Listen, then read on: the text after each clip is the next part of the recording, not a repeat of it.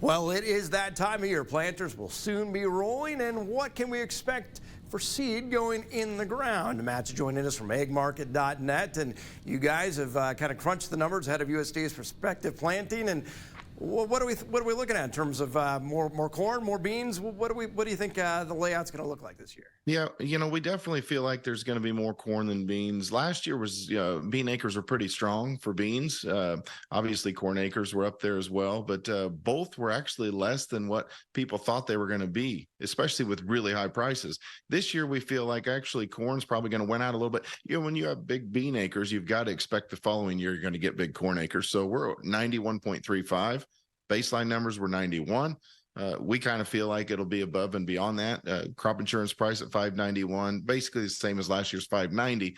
And yes, input costs are high, but anyone who raised a crop last year probably has a lot of money in their pocket. I don't think they're too worried about input costs. So, do we expect any adjustments one way or the other on wheat acres then? Yeah, and so, baseline numbers were pretty strong for wheat. We came in at a shade over 49 million acres of wheat. Last year, when folks were getting closer to fall, and anybody who's got winter wheat aspirations, if you will, was looking at awfully salty prices for wheat to where they could lock in really good income. The big question is going to be, for instance, south and west of you, what kind of, what kind of abandonment might you see? I certainly hope those guys can get healed up a little bit as far as moisture goes.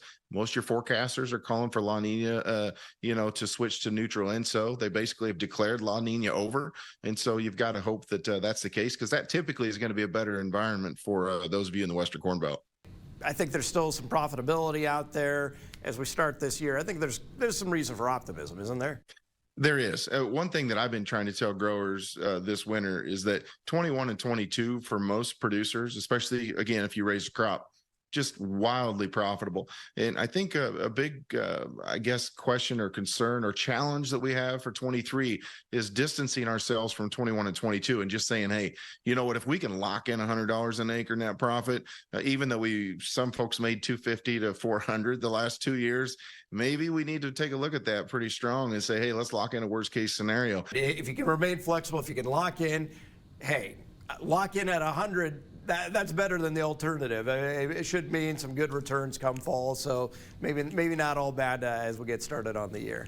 No, absolutely. That's the name of the game, is locking in profit margins, because there's been a lot of years that we'd have given anything to have $100 an acre net profit. I farm here in Illinois as well, and so I write the checks, and I can complain with the best of them, but I tell you what, we've had a couple of pretty good years, and I think we're all willing to admit that. We just got to make sure that we keep reality in check here.